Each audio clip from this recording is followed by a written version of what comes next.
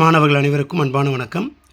நம்ம நேற்று சொல்லியிருந்தோம் போன வீடியோவில் 10ஆம் வகுப்பு சமூக அறிவியல் பாடத்தில் கோடை விடுமுறையில் இந்த கல்வியாண்டு படிக்கக்கூடிய மாணவர்கள், அதாவது 2025-26 கல்வியாண்டில் 10ஆம் வகுப்பு சமூக அறிவியல் பாடம் படிக்கக்கூடிய மாணவர்கள் கோடை விடுமுறையில் வீட்டிலிருந்து நீங்கள் ஒரு மாத காலம் மிக முக்கிய எளிமையான 2 மதிப்பெண் வினாக்களை நீங்கள் படிக்கலாம்.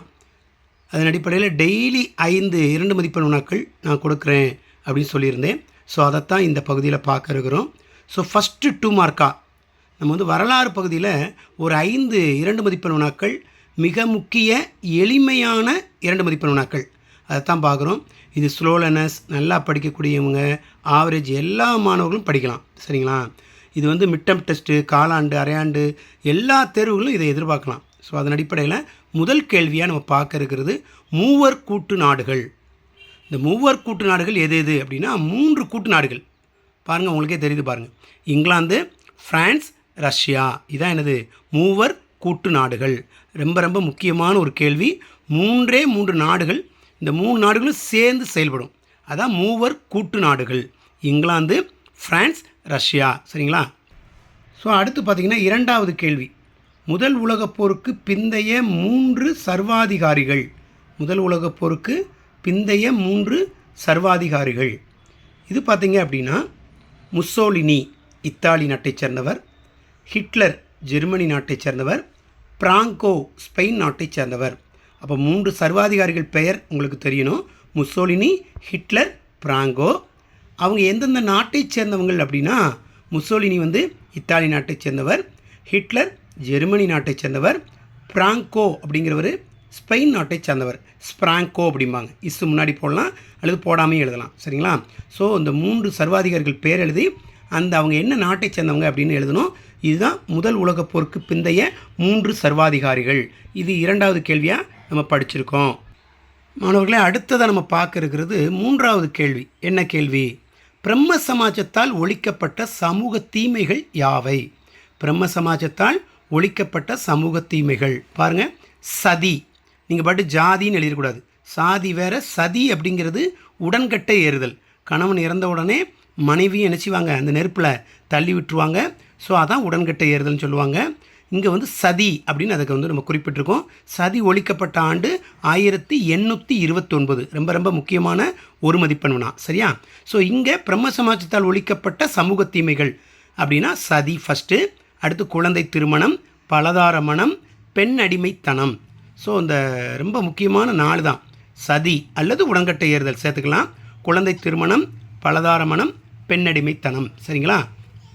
ஸோ 4வது கேள்வியை நம்ம அடுத்து பார்க்க இருக்கிறது, வாரிசு இழப்பு கொள்கையின் அடிப்படையில் பிரிட்டிஷ் அரசில் இணைத்து கொள்ளப்பட்ட பகுதிகள் யாவை? வாரிசு இழப்பு கொள்கை, அதாவது இந்திய அரசுகளுக்கு வாரிசு இல்லாமல் இருப்பாங்கள்ல, அந்த பகுதியை பிரிட்டிஷ் அரசாங்கம், அதாவது ஆங்கில அரசாங்கம் தன் பகுதியோடு இணைத்துக்கிடும். அந்த மாதிரி பகுதிகள் எது எது அப்படின்னா ஒரு 5 இது. என்னென்ன பாருங்கள்: சதாரா, ஜான்சி, நாக்பூர், சம்பல்பூர், பஞ்சாபின் சில பகுதிகள். ரொம்ப ரொம்ப முக்கியமான ஒரு கேள்வி. சதாரா, ஜான்சி, நாக்பூர், சம்பல்பூர், பஞ்சாபின் சில பகுதிகள். இதுதான் என்னது? வாரிசு இழப்பு கொள்கையின் அடிப்படையில் பிரிட்டிஷ் அரசில் இணைத்து கொள்ளப்பட்ட பகுதிகள். சரிங்களா? ரொம்ப ரொம்ப முக்கியமான கேள்வி, நல்லா படிச்சுக்கோங்க. 5வது கேள்வியாக நம்ம பார்க்க இருக்கிறது என்ன அப்படின்னா, பன்னாட்டு நிதி அமைப்பின் நோக்கங்கள். IMF அப்படிம்பாங்க, இன்டர்நேஷ்னல் மானிட்டரி ஃபண்ட். இங்கிலீஷில் இன்டர்நேஷ்னல் மானிட்டரி ஃபண்ட். இது 2 மார்க் பார்த்திங்கன்னா பன்னாட்டு நிதி அமைப்பின் நோக்கங்கள். இதுதான் கேள்வி. இதற்கான பதில் பாருங்கள். உலக அளவில் நிதி சார்ந்த ஒத்துழைப்பை பாதுகாத்தல். உலகளவில் நிதி சார்ந்த ஒத்துழைப்பை பாதுகாத்தல் முதல் பாயிண்ட்டு. வேலை வாய்ப்பினை பெருக்குதல், வேலை வாய்ப்பினை உருவாக்குதல், அதிகப்படுத்துதல் அப்படின்னு எழுதிக்கலாம். அடுத்து உலகம் முழுவதும் வறுமையை ஒழித்தல். அதான் ரொம்ப முக்கியமானது. உலகம் முழுவதும் வறுமையை ஒழிக்கணும், வேலை வாய்ப்பை அதிகரிக்கணும், உலகளவில் நிதி சார்ந்த ஒத்துழைப்பை பாதுகாத்தல், நிதி நிலைமையை சரியாக வச்சுக்கிறது. சரிங்களா? ஸோ இதான் என்னது? பன்னாட்டு நிதி அமைப்பின் நோக்கங்கள். ஸோ 5வது கேள்வியாக நம்ம பார்த்தது பன்னாட்டு நிதி அமைப்பின் நோக்கங்கள். அதிகளவில் நிதி சார்ந்த ஒத்துழைப்பை பாதுகாத்தல், வேலைவாய்ப்பினை பெருக்குதல், உலகம் முழுவதும் வறுமையை ஒழித்தல். மாணவர்களே, இந்த பகுதியில் 5 2 மதிப்பெண் வினாக்கள் பார்த்துருக்கோம். ஸோ நம்ம அடுத்து இன்னும் ஒரு 5 2 மதிப்பெண் வினாக்களோடு உங்களை சந்திக்கிறோம். இது வந்து பார்த்திங்கன்னா வரலாறு பகுதியிலிருந்து எடுக்கப்பட்டது. இது மாதிரி டெய்லி 5 2 மதிப்பெண் வினாக்களை நான் உங்களுக்கு விளக்கம் கொடுக்குறேன். கண்டிப்பாக நீங்கள் நோட்டில் எழுதி வச்சு படிங்க. கண்டிப்பாக நீங்கள் 10ஆம் வகுப்பு போகுவதற்கு முன்பாக நீங்கள் என்றைக்கு ஸ்கூலுக்கு போகிறீங்களோ அன்னைக்கு போக முன்னக்கூடி ஒரு 50 2 மார்க் உங்களால் படிக்க முடியும். ஸோ எளிமையான 2 மார்க் தான் விளக்கம் கொடுத்தும் நடத்துகிறேன். ஸோ கண்டினியூவாக நம்முடைய சேனலை பாருங்கள்.